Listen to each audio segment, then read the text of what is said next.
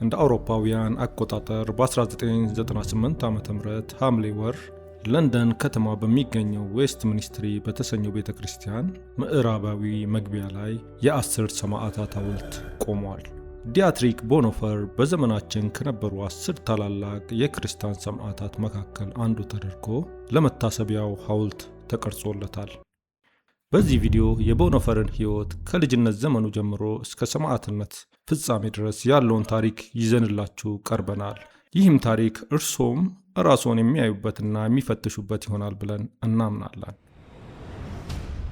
ዲያትሪክ ቦኖፈር የተወለደው በጀርመኗ ብሬስላው ከተማ ውስጥ ሲሆን ከተማው በአሁኑ ወቅት ፖላንድ ውስጥ የምትገኝ ሮክዋቭ ውስጥ ነው። የቦኖፈር ቤተሰብ በበርሊን ከተማ ይኖሩ የነበሩ ምሁራን ነበሩ። አባቱ ዶክተር ካርል ቦኖፈር ታዋቂ የነርቭና የስነ አእምሮ ሐኪም ሲሆን በበርሊን ዩኒቨርሲቲ የስነ አእምሮ ፕሮፌሰር ነበሩ።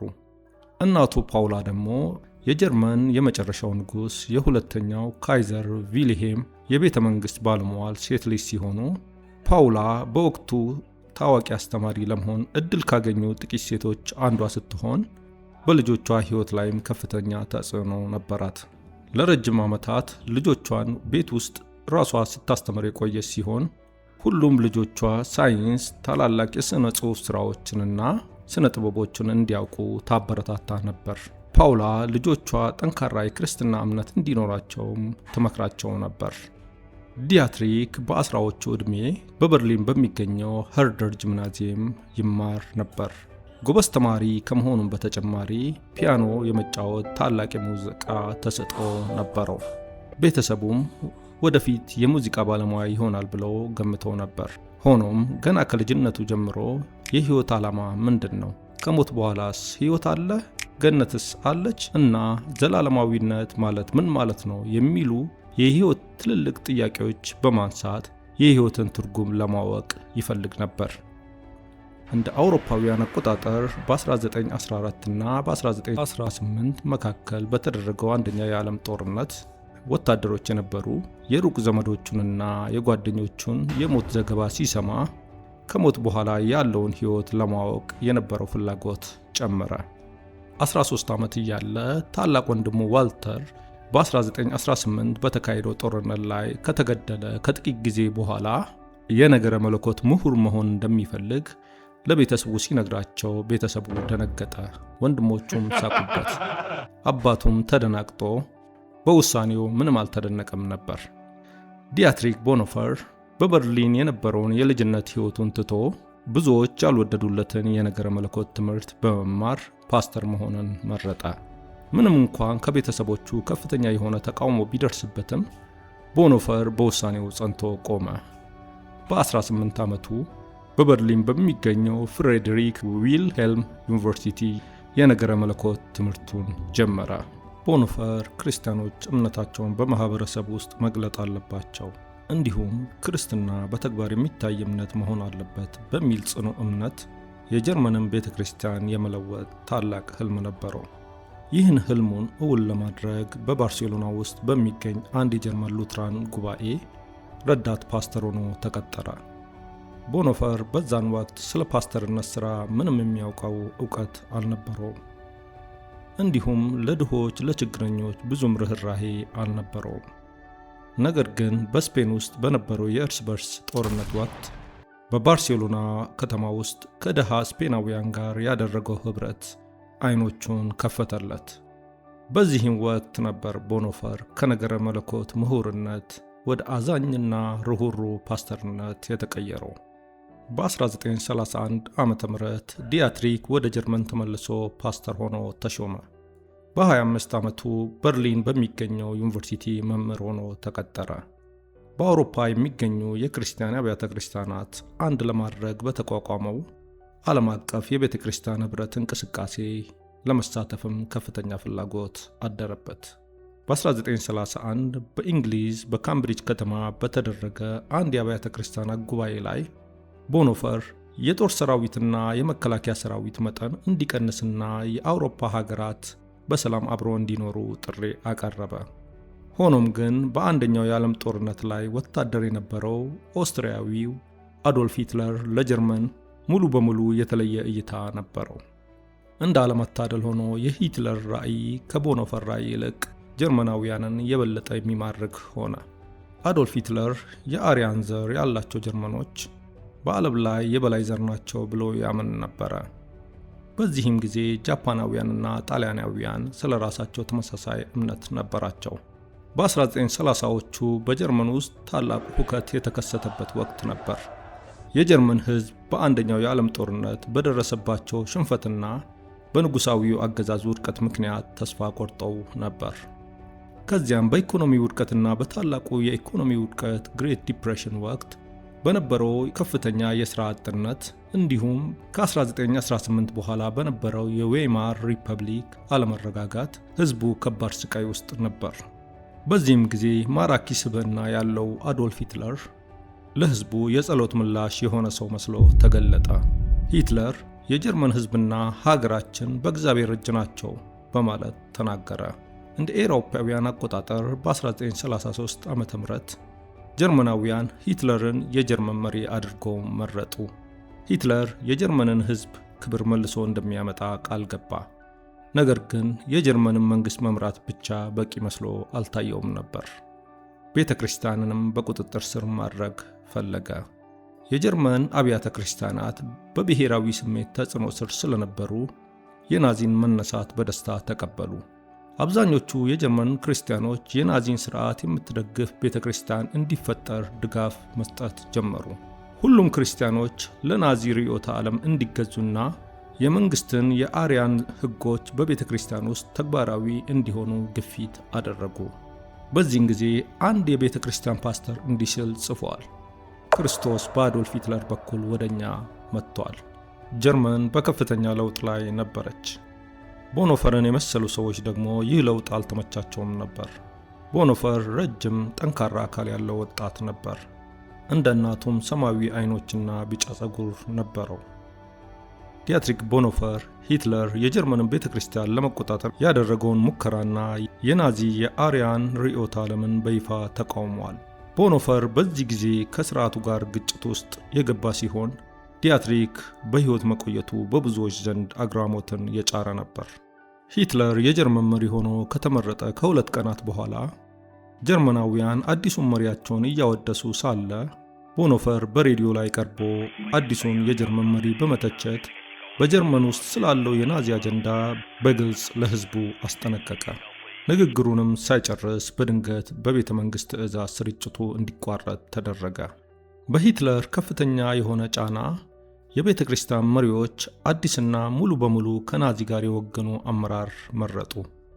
በ1933 ዓ.ም መስከረም ወር ላይ በተደረገው የቤተ ክርስቲያን ጉባኤ ላይ አይሁዳውያን የሆኑ ሁሉንም ፓስተሮች እና የቤተ ክርስቲያን አመራሮች ከሥራ ላይ እንዲነሱ የሚገልጽ ውሳኔ አስተላለፉ። በዚያው ዓመት ኅዳር ወር ላይ የብሉይ ኪዳን መጽሐፍ የአይሁዳውያን ስለሆነ ከመጽሐፍ ቅዱስ እንዲወገድ በመጠየቅ 20,000 ክርስቲያኖች ሰልፍ ወጡ። ቦኖፈርም ይህን እንቅስቃሴ በግልጽ ተቃወመ። አይሁዶችን ከማሳደድ ጋር በተያያዘ ለሂትለር የተቃውሞ ጥሪ ያቀረበ በቤተ ክርስቲያን ውስጥ የመጀመሪያ ሰው ነበር። ቦኖፈር በአይሁዶች ላይ ይደርስ የነበረውን ስደት በግልጽ ተቃውሟል። እነርሱንም ለመጠበቅ በንቃት ይከታተል ነበር። በዚህም የተነሳ ሁሉም የፕሮቴስታንት አብያተ ክርስቲያናት ወደ አንድ የናዚ ፕሮቴስታንት ቤተ ክርስቲያን ለማዋሃድ ያደርጉ የነበረውን እንቅስቃሴ ላይ ከፍተኛ ተቃውሞ በማድረግ እንቅፋት ሆነዋል። እንደ ካርል ባርት፣ ማርቲን ኒሞለር እና ወጣቱ ቦኖፈር የመሰሉ ታዋቂ የነገረ መለኮት ሊቃውንት እና ሌሎች በባርመን አዋጅ ናዚዎችን በይፋ ተቃውመዋል። የቀሩት የቤተ ክርስቲያን አባላት አዶልፍ ሂትለር በእግዚአብሔር የተላከ እንደሆነ ሲያምኑ፣ ይህ አዋጅ ግን የቤተ ክርስቲያን ራስ ሂትለር ሳይሆን ኢየሱስ ክርስቶስ መሆኑን አስታውቀዋል። ቦኖፈር በዚህ ድፍረት በተሞላው እርምጃቸው ቅር በመሰኘት በ1933 መገባደጃ ላይ በለንደን ውስጥ ከሚገኝ አንድ የጀርመንኛ ተናጋሪዎች ያሉበት ቤተ ክርስቲያን ለ2 ዓመት ያህል እንዲያገለግል ያቀረቡለትን ጥያቄ ተቀበለ። ከለንደንም ከተመለሰ ከጥቂት ጊዜ በኋላ ቦኖፈር በናዚ መንግሥት የመንግሥት ጠላት ተብሎ ተፈረጀ። በ1936 ዓ.ም የአስተማሪነት ፍቃዱ ተሰረዘ። መጽሐፍቱም በተከለከሉ መጽሐፍት ዝርዝር ውስጥ ተመዘገቡ። ከዚያም በ1938 ዓ.ም ጥር ወር ላይ ጌስታፖ ወደ በርሊን እንዳይገባ ከለከለው። ቦኖፈር ለሂትለር መሐላ ለመግባትም ሆነ በሰራዊቱ ውስጥ ገብቶ ለመዋጋት ፈቃደኛ ባለመሆኑ ምክንያት በቅርቡ እንደሚታሰር በማወቅ መጨነቅ ጀመረ። ይህንን ባለማድረጉ ይጠብቀው የነበረው ቅጣት እንደ ሀገር ከሃዲ ተቆጥሮ በሞት የሚያስቀጣ ነበር። በአውሮፓም ጦርነቱ እንደሚጀመር ግልጽ እየሆነ ሲመጣ የቦኖፈር መንታ እህት ሳቢን ከጀርመን ወጥታ ከአይሁዳዊ ባለቤቷና ከሁለት ልጆቿ ጋር ወደ እንግሊዝ ሀገር ሸሸች። እንደ ኤሮፓውያን አቆጣጠር በ1939 ሰኔ ወር ላይ ቦኖፈር ጦርነቱ እስኪያልፍ ድረስ ለመቆየት በማሰብ ወደ አሜሪካ በመርከብ ተጓዘ። ነገር ግን ቦኖፈር ኒውዮርክ ከተማ ከመርከቡ እንደወረደ የተሳሳተ ውሳኔ እንደወሰነ ተሰማው። አሜሪካን መሆን ያለበት ቦታ እንዳልሆነና ቦታው ጀርመን እንደሆነ ይሰማው ጀመር። የጀርመንንም ሕዝብ ክብር መልሶ ለማምጣት የሚደረገውን ትግል ጥሎ በመውጣቱ የጥፋተኝነት ስሜት ተሰማው። ቦኖፈር ሕይወት የውሳኔዎች ስብስብ እንደሆነ ያምን ነበር። የሚያምን ሰው አይሸሽም በማለት ወደ ጀርመን መመለስ እንዳለበት ወሰነ። እንዲህም ሲል ጽፏል። ወደ አሜሪካ መምጣቴ ስህተት ነው። በዚህ አስቸጋሪ የሀገራችን ታሪክ ወቅት ከጀርመን ክርስቲያን ወገኖቼ ጋር መሆን ነበረብኝ። በመከራቸው ካልተካፈልኩ ከጦርነቱ በኋላ በጀርመን ክርስቲያናዊ ህብረት ውስጥ የመሳተፍ መብት የለኝም።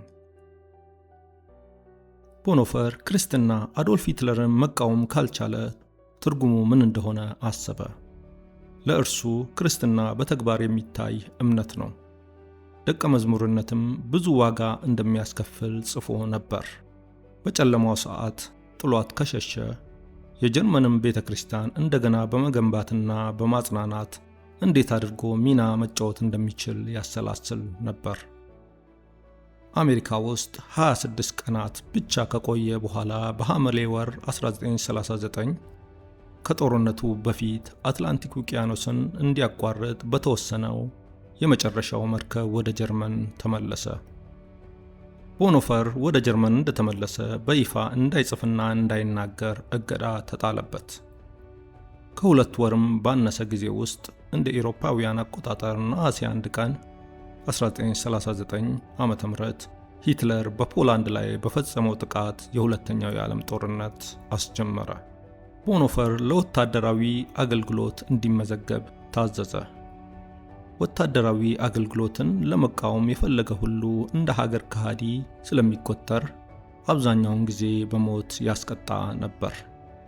እንደ ዕድል ሆኖ የዲያትሪክ አማች ሃንስ ቮን ዶሂናኒ አብዌር በተሰኘው የጀርመን ወታደራዊ መረጃ ክፍል ውስጥ የጀርመን ምስጢራዊ ቡድን አባል ነበር። ዶሂናኒ ለዲያትሪክ በዚያ ቢሮ ውስጥ ሥራ እንዲያገኝ አድርጎ የውትድርና የግዳጅ አገልግሎት ውስጥ እንዳይቀላቀል ረዳው። ዶሂናኒ በአብዌር ውስጥ ቢሰራም የናዚን አገዛዝ ይቃወም ነበር። ከጀርመን ተቃዋሚዎች ጋርም ምስጢራዊ ግንኙነት ነበረው። ቦኖፈር ከአብዌር የጀርመን ምስጢራዊ ቡድን ጋር መስራት ሲጀምር ሕይወቱ ተለወጠ። በአውሮፓ ውስጥም የአብያተ ክርስቲያን ጉባኤ ላይ እየተሳተፈ በመምሰል ለጀርመን ምስጢራዊ ቡድን ስለሚጎበኛቸው ቦታዎች የስለላ መረጃዎችን እየሰበሰበ ይሰራ ነበር። ነገር ግን ከጀርመን ተቃዋሚዎችና ደጋፊዎች ጋርም ለመገናኘት ይሞክር ነበር። በዚያም ቦኖፈር አይሁዶችን ከናዚ ጭቆና እንዲያመልጡ ይረዳቸው ነበር። ቦኖፈር በዚህ ወቅት ሁለት ሥራዎችን የሚሠራ ወኪል ነበር። በዚያን ጊዜ ዓለም የሚያውቀው ነገር ቢኖር የጀርመን ወታደራዊ መረጃ ክፍል አዶልፍ ሂትለርን የሚቃወም የጀርመን ተቃዋሚዎች ማዕከል ሆኖ ነበር። ሂትለርን ለመግደልና ሌላ የናዚ ባለስልጣን ስልጣን ላይ ከመውጣቱ በፊት መንግስትን ለመቆጣጠር በማሰብ ለረጅም ጊዜ እጅግ ውስብስብ ሴራዎችን ያከናውን ነበር። እስከዚህ ጊዜ ድረስ ቦኖፈር ሰላም ወዳድ ነበር። ነገር ግን በዚህ ጊዜ ሰላም ወዳድነት ብቻ ስለሚያስከትለው ውጤት መጠራጠር ጀመረ። የአንድ ታማኝ ፓስተርን ማንነት ተላብሶ የነበረ ቢሆንም ነገር ግን አሁን እንደ አንድ ባለ ሁለት አካላት የሥራ ወኪል ሂትለርን ለመጣልና ለመግደል የተደራጀ ምስጢራዊ የሴራ አካል ሆነ። ቦኖፈር ለሂትለር አገዛዝ ቀጥተኛ የሆነ ተቃውሞ ያስፈልጋል ብሎ ማሰብ ጀመረ። ሂትለርን ከሚቃወሙ ጥቂት ከፍተኛ ወታደራዊ መኮንኖች ጋርም ግንኙነት ነበረው። በእነሱም አማካይነት ቦኖፈር ሂትለርን ለመግደል ስለተደረጉ ሴራዎች ተረዳ። የጀርመን ምስጢራዊ ቡድን አባል እንደመሆኑ መጠን ቦኖፈር በአይሁዶች ላይ ስለተፈጸሙ አረመኔያዊ ድርጊቶችም ያውቅ ነበር። በተቻለው መጠን ብዙ አይሁዶችን በድብቅ ለማዳን ቆርጦ ተነሳ። የናዚን የጦር ስልቶች ለማበላሸትና አይሁዶችን ወደ ስዊዘርላንድ ለማጓጓዝ የነበረውን ግንኙነት በአግባቡ ተጠቀመበት። ቦኖፈር እንዲህ ሲል ጽፏል። ክፋት ሲሰራ ዝም ማለት በራሱ ክፋት ነው። እግዚአብሔር ንጹሐን አያደርገንም። አለመናገር ማለት መናገር ማለት ነው። አለመፈጸምም ማለት መፈጸም ማለት ነው። ስለዚህ እንደ አውሮፓውያን አቆጣጠር ጥቅምት 15 ቀን 1941 በበርሊን ውስጥ አይሁዶች ወደ ማጎሪያ ካምፖች እንዲወሰዱ ትዕዛዝ ሲሰጥ ቦኖፈር እና አንድ ጓደኛው ጥቃቱን ለማስቆም እንደሚረዳው ተስፋ በማድረግ ለአውሮፓ ወዳጆቹና ታማኝ ለሆኑ የጀርመን ወታደራዊ ባለስልጣናት ስለተፈጠረው ነገር መጻፍ ጀመሩ። ቦኖፈር እንዲህ ሲል ጽፏል። በፍትህ ጎማ ስር በወደቁ ሰለባዎች ላይ የሚደርሰውን ጉዳት መሸፈን ብቻ ሳይሆን ወደ ጎማው ታኮ ማስገባት አለብን። ቦኖፈር በኦፕሬሽን 7 ተብሎ በሚጠራው አይሁዶችን የውጭ ወኪሎች መሆናቸውን የሚገልጽ ሰነድ በመስጠት ከጀርመን ለማስወጣት በተደረገው እቅድ ውስጥ ተሳትፏል። ጌስታፖ ስለ ኦፕሬሽን 7 ዝርዝር መረጃዎች ካወቀ በኋላ የናዚን መንግስት የሚቃወሙትንና ችግር ፈጣሪዎችን ማፈላለግ ጀመረ። በ1943 ዓመተ ምህረት መጋቢት ወር ሂትለርን ለመግደል 2 ያልተሳኩ ሙከራዎች ተደርገው ነበር። ይህም ሙከራ ጌስታፖ በግድያው ሙከራ የተሳተፈ እንዲሁም አይሁዳውያንን በማዘዋወር እንቅስቃሴ ውስጥ የገባ ማንኛውም ሰው እንዲያፈላልግ አነሳሳው። በ1943 ሚያዝያ ወር ቦኖፈር አንዳንድ ጀርመናውያን አይሁዶችን ወደ ስዊዘርላንድ እንዲያመልጡ እየረዳቸው ሳለ እሱና አማቹ ሃንስ ቮን ዶሂናኒ ተይዘው ወደ ቴጌል እስር ቤት ተወሰዱ። ቦኖፈር መጀመሪያ ላይ አይሁዶችን በማዳን ሴራ የውጭ ጉዞውን ስለላ ላልሆኑ ጉዳዮች በመጠቀምና የቤተ ክርስቲያን ፓስተሮችን ከወታደራዊ አገልግሎት እንዲያመልጡና የስለላ ስራውን በማለማመድ ወንጀል ተከሷል። ለ2 ዓመታት ያህል ቦኖፈርና ሌሎች በርካታ ተባባሪዎቹ ጌስታፖ በእነርሱ ላይ የአገር ክህደት ክስ ለመመስረትና ጥፋታቸው እስኪረጋገጥ ድረስ በቴገል እስር ቤት ታስረው ቆይተዋል። ከዚያም እንደ አውሮፓውያን አቆጣጠር ሐምሌ 20 ቀን 1944 ዋናው ሴረኛ ኮሎኔል ክላውስ ቮን ስታውንበርግ ወልፍላየር ውስጥ ቦምብ በማጥመር ተሳክቶለት ነበር። ነገር ግን ኦፕሬሽን ቫልኪሪ ሳይሳካ ቀርቶ ነበር። ሂትለርን በዚህ በመናደር ከሴራው ጋር የተያያዘ ማንኛውም ሰው ለማጥፋት ቆርጦ ተነሳ። ይህ ምርመራ ታላቅ ክብርና ዝና የነበረውን የጀርመን ጀነራል ኤርዊን ሮሜልን ጨምሮ ወደ 200 የሚጠጉ ሴረኞች እንዲታሰሩ አድርጓል። ሮሜል ራሱን እንዲያጠፋ ተፈቅዶለት ነበር። ቦኖፈር በሂትለር ላይ የተደረጉትን የተለያዩ ሴራዎችን ቢያውቅም የእቅዶቹ ማዕከል ሆኖ አያውቅም። አንዳንድ ሰነዶች ቦኖፈር ከግድያው ሴራው ጋር እንደሚያገናኙትና ብዙ የተቃውሞ እንቅስቃሴዎችን እንደሚያውቅ ሲታወቅ ወደ በርሊን ጌስታፖ እስር ቤት ተወሰደ። እንደ አውሮፓውያን አቆጣጠር በ1945 ዓመተ ምህረት የካቲት 7 39ኛ ዓመቱን ባከበረ ማግስት ቦኖፈር ከበርሊን እስር ቤት ወደ ቡኬንዋልድ ከዚያም ወደ ሬገንስበርግ ተዘዋወረ።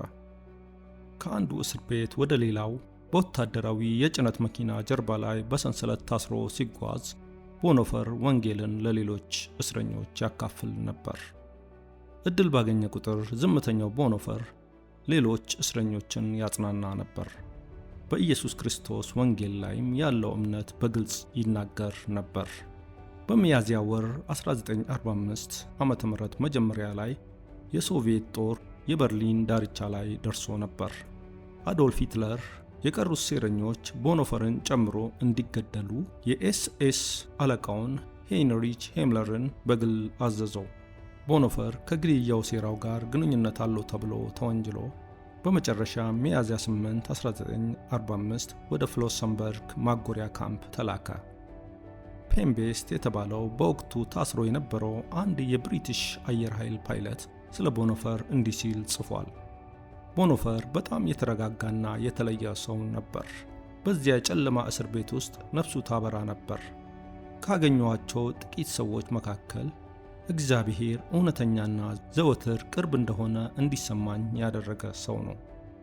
እንደ አውሮፓውያን አቆጣጠር ሚያዝያ 9 1945 ጎህ ሲቀድ ጀርመን እጅ ከመስጠቷ አንድ ወር በፊት ዲያትሪክ ቦኖፈር ተሰቀለ። ለሞት ሲያዘጋጁትም የመጨረሻውን ስብከት ሰበከ።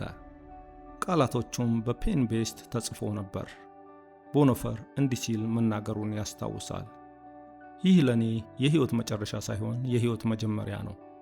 ከ10 ዓመታት በኋላ ቦኖፈር ሲሰቀል የተመለከተ አንድ ዶክተር ሁኔታውን እንደሚከተል ገልጿል። እስረኞቹ ከእስር ቤታቸው ተወሰዱ። የፍርድ ቤቱም የፍርድ ውሳኔ ተነበበላቸው። በአንድ ክፍል ውስጥ ከፊል ክፍት በሆነ በር በኩል ፓስተር ቦኖፈር የእስር ቤቱን ልብስ ከማውለቁ በፊት ወለሉ ላይ ተንበርክኮ በቅንነት ወደ እግዚአብሔር ሲጸልይ አየሁት። ይህ ተወዳጅ ሰው ከልቡ ሲጸልይ እግዚአብሔር ጸሎቱን እንደሚሰማው በማመን ውስጤ እጅግ ተነካ። ወንጀለኞች በሚገደሉበት ቦታ ላይ እንደገና ጸለየና በድፍረትና በረጋ መንፈስ ወደ መሰቀያው ደረጃ ወጣ። ሞቱም በጥቂት ሰከንዶች ውስጥ ተፈጸመ። እንደ ዶክተርነት በሰራሁበት 50 ዓመታት ውስጥ እንደዚህ ሙሉ በሙሉ ለእግዚአብሔር ፍቃድ ራሱን የሰጠ ሰው ሲሞት አይቼ አላውቅም። ቦኖፈር በዘመናችን ከተነሱ ታላላቅ የክርስትና ሰማዕት መካከል ሆኖ ይታወሳል።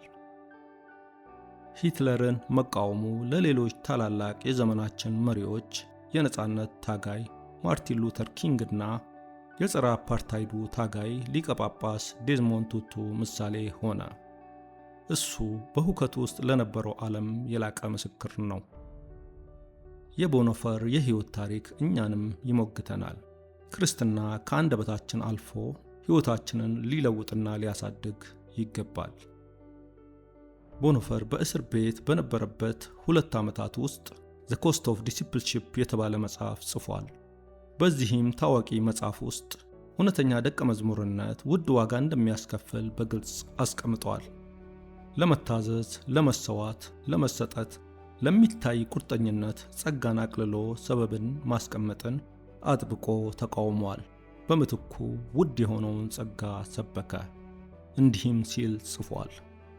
ርካሽ ጸጋ ለራሳችን የምንሰጠው ጸጋ ነው። ንስሐ የሌለበት ይቅርታም መስበክ ነው። የቤተ ክርስቲያን ተግሣጽ የሌለበት ሕይወት ነው። ይቅርታ የሌለው ኅብረት ነው። ርካሽ ጸጋ ደቀ መዝሙርነት የሌለው ጸጋ ነው። መስቀል የሌለው ጸጋ ነው። ኢየሱስ ክርስቶስ የሌለው ጸጋ ነው በማለት ጽፏል።